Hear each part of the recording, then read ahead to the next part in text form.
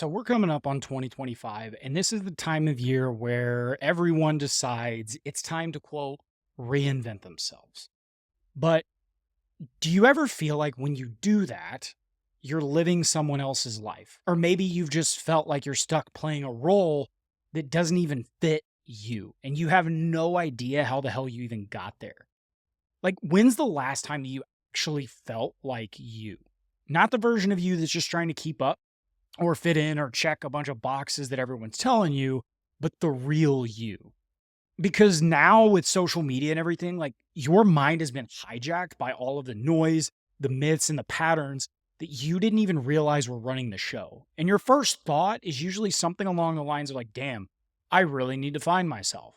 And if you're like me, every time that comes up, you just start doing some form of self destructive behavior or acting impulsively. But in this video, we're going to tear apart the biggest lies about, quote, finding yourself or reinventing yourself and breaking down exactly why you feel this way and giving you some of the tools to start to reclaim who you actually are, both creatively, professionally, and in life overall.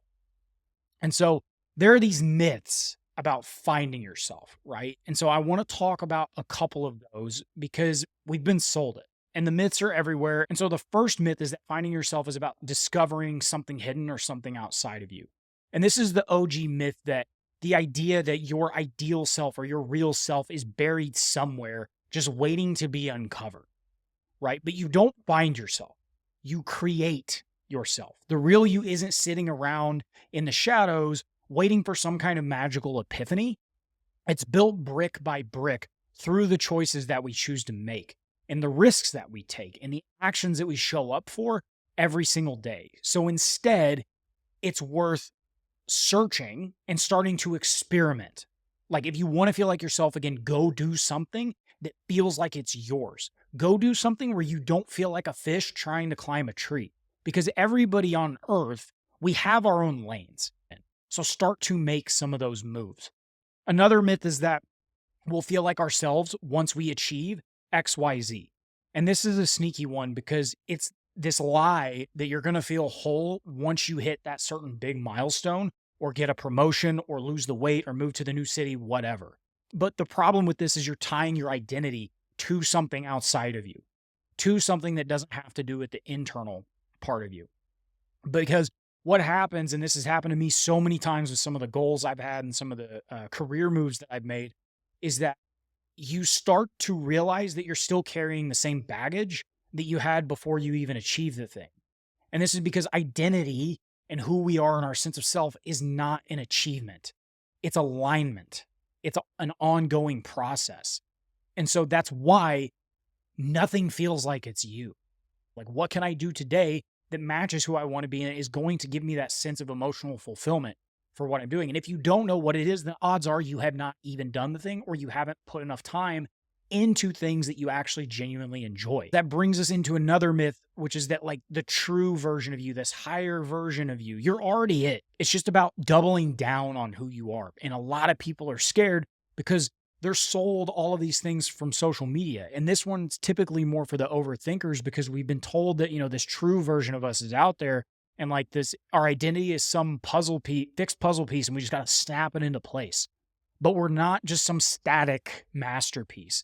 We're a work in progress, and we're constantly evolving. And so the real you is the person that you're choosing to build day by day.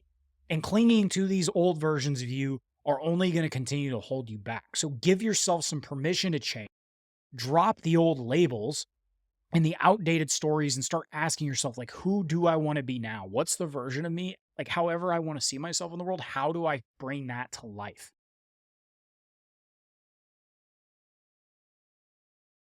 Now, there's two different ways that a lot of this self-reinvention and finding your highest version of yourself has infiltrated your mind and made you think that you're not enough as you are, that you have to do this massive overhaul. Okay. And the first one is that every day we are bombarded with motivational quotes, self-improvement advice, and success stories on social media. And it sounds inspiring on the outset, right? But this constant noise, it doesn't like just motivate you per se in the moment, short term. but it infects your thoughts and it replaces your desires with someone else's. And this is mimetic theory in action. So Rene Girard, whenever he was coming up with this theory, basically said humans don't just want things because they're inherently valuable. We want them because other people want them. It's like a toddler, whenever they see another kid playing with one of their toys that they haven't touched in like a year, all of a sudden they want to play with the thing. And in today's world, you're exposed to hundreds of role models and influencers and people on social media telling you what success is, what happiness is, or even like what your identity should look like or the values that you should have. And so what happens is you start chasing someone else's goals without even realizing it. Your likes, dislikes, and even your sense of self starts to get blurred because you're so focused on to fitting into this mold that they have said you should be. And eventually you wake up one day and you think, who the hell even am I? Right. And so this happens, like this shows up if you follow trends, not because they actually resonate with you, but because you don't want to feel like you're left out, or you adopt opinions or style or goals to match the crowd, thinking it'll make you feel more normal.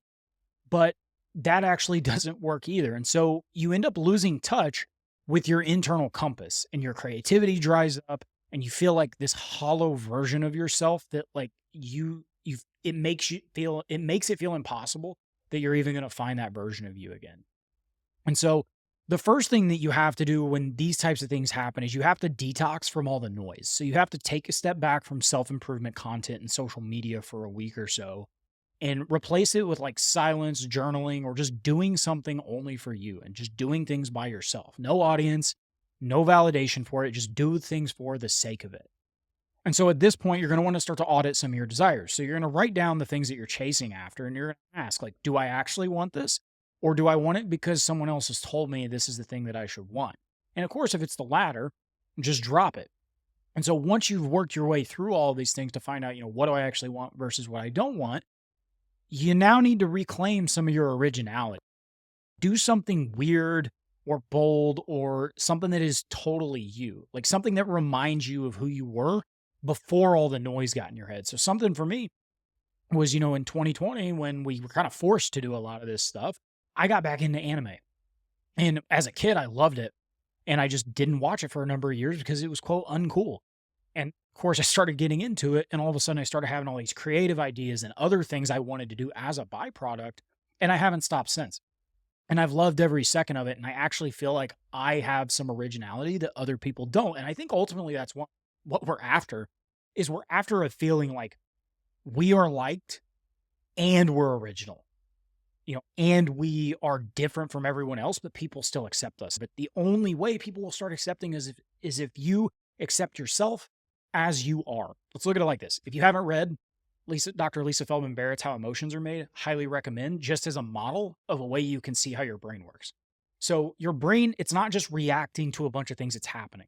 It's constantly predicting how you should feel or act based on past experiences.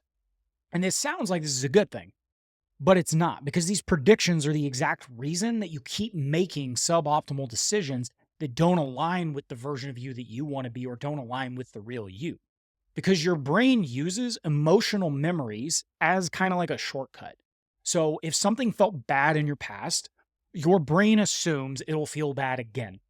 And this is great for survival, like avoiding a hot stove, but you avoid challenges because your brain is going to predict failure, embarrassment, or like some form of discomfort, even if it is completely irrational.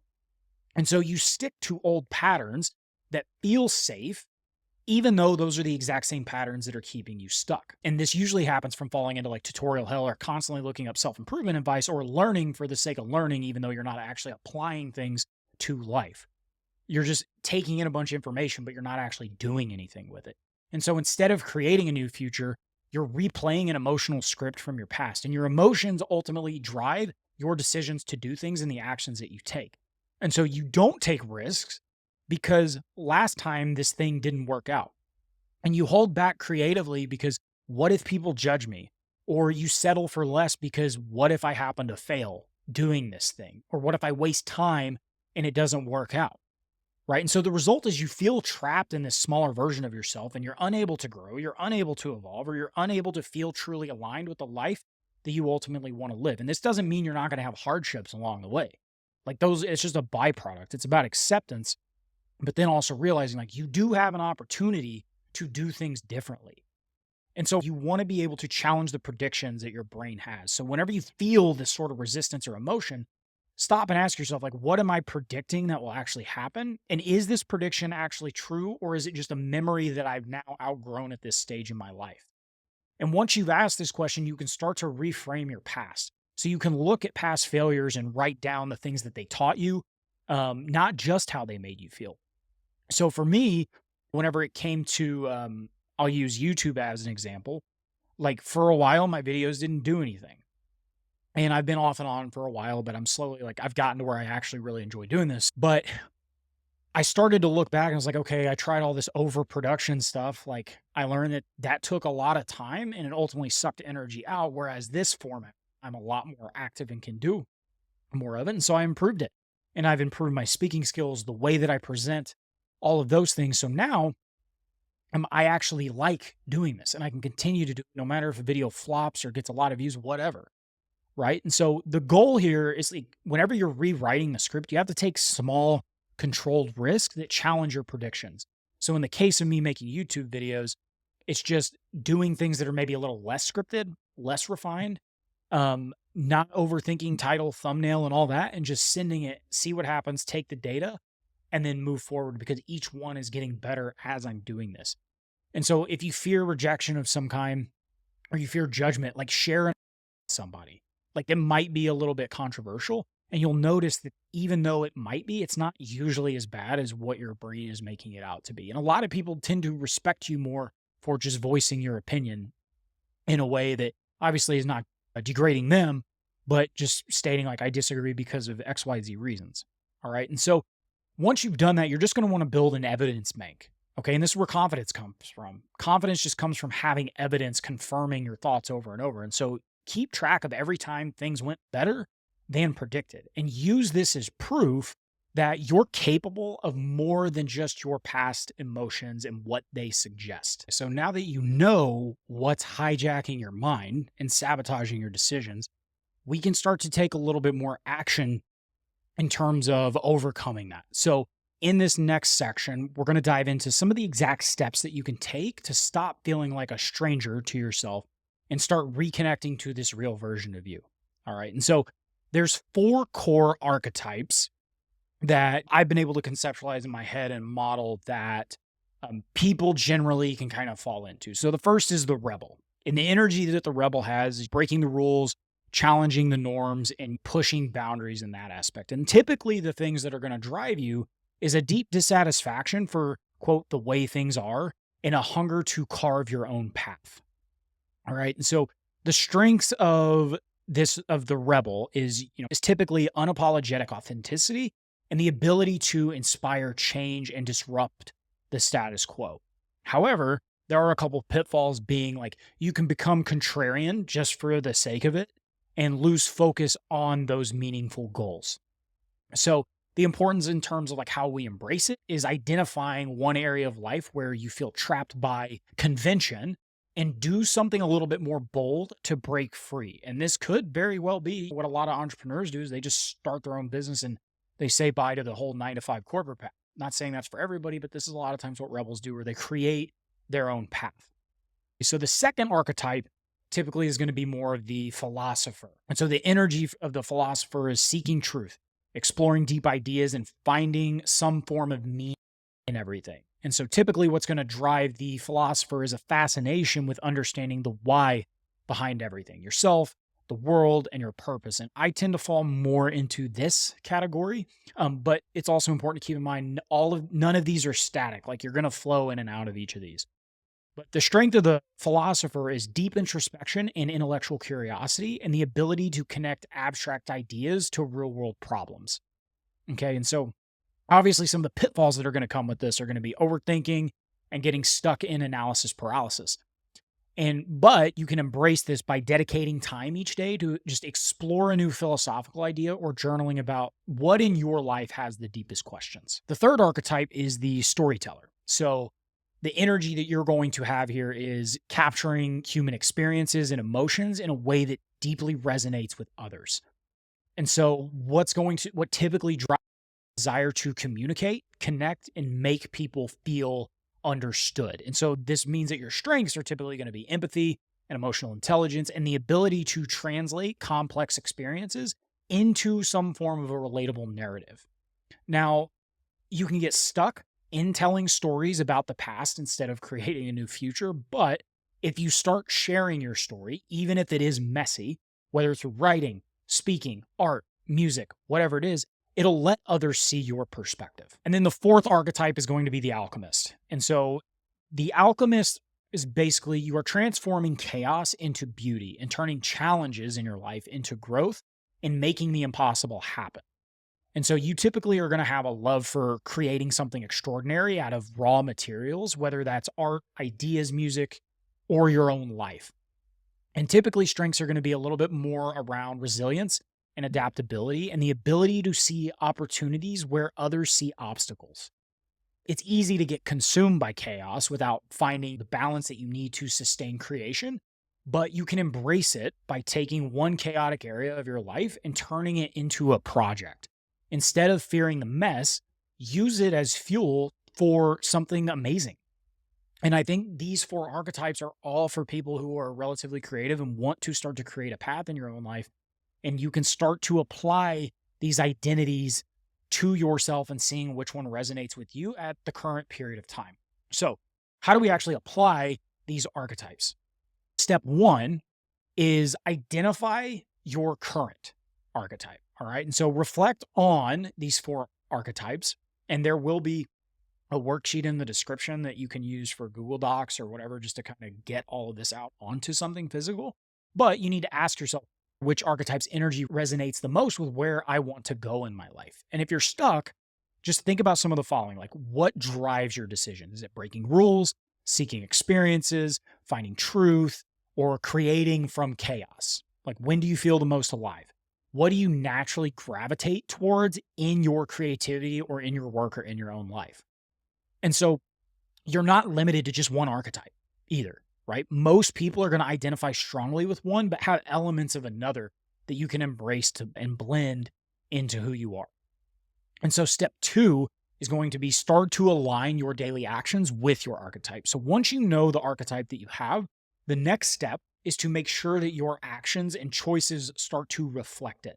And so this is where alignment starts to feel like real. So for the rebel, this is going to be like, look at your routines and obligations and where are you just following the rules because you think that you should. So break one small rule this week, not recklessly, but intentionally. And this could be speaking up in a meeting where you usually stay quiet, or try a bold style choice in terms of like your clothing, or if you do make content or want to do it this way. Just challenge the norm. Just challenge a typical norm that you disagree with. So for the philosopher, this is going to be dedicating time for reflection and curiosity. And so your superpower here is exploring deeper truths. So give yourself the space to think and question.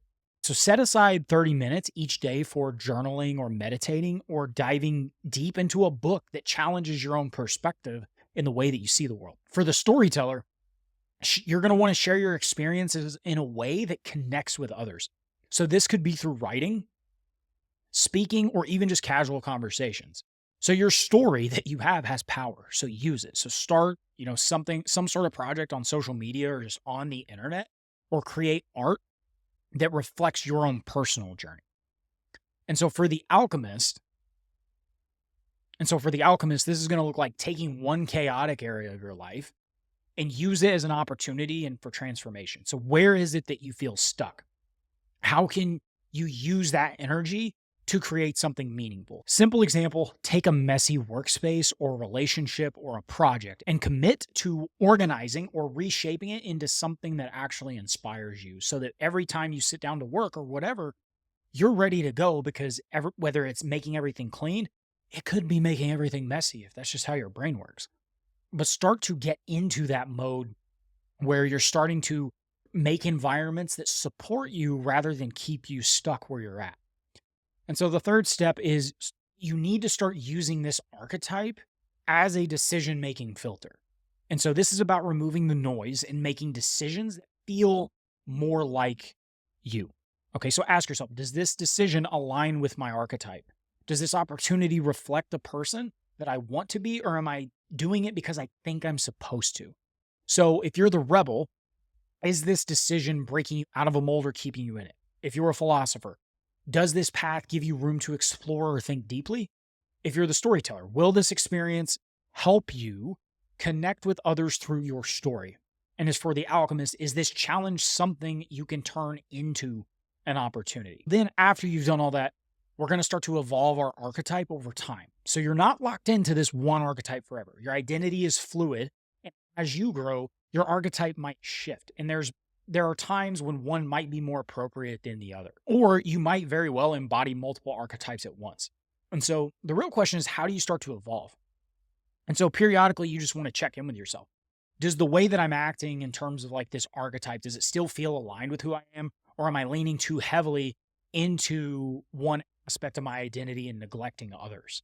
And so allow yourself to blend some of these archetypes when needed. So for example, a rebel might need to embrace the storyteller archetype in order to be able to start to connect with others and bring people in for their vision. Or an alchemist might lean into the philosopher during a period of introspection so they can understand, where can I find the opportunities in this chaos? Consistency is key in terms of maintaining alignment with this archetype. So create some form of daily or weekly ritual that reminds you of who you are and what you're building.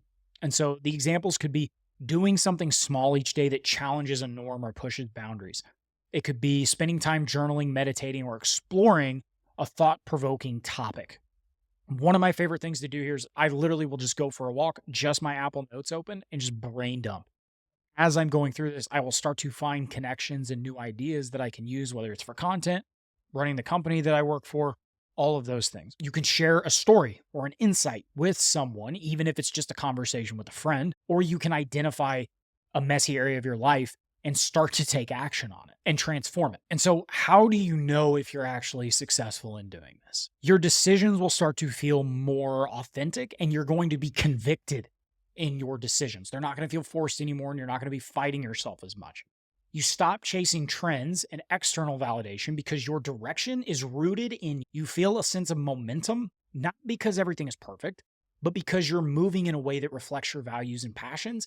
And ultimately, each step you're taking is better than the last one. And so remember, you don't have to reinvent yourself. You just need to lean more into who you currently are, because your archetype, your whoever you are, you don't fit in a box. It's just a blueprint. It's a way to start to take back control and reconnect with the person that you are meant to be. So pick the one that speaks to you, align your actions with that, and start living version of you, or as this fuller version of you. Take up space. Remember, this isn't about finding yourself, it's about creating yourself. So let's make it happen.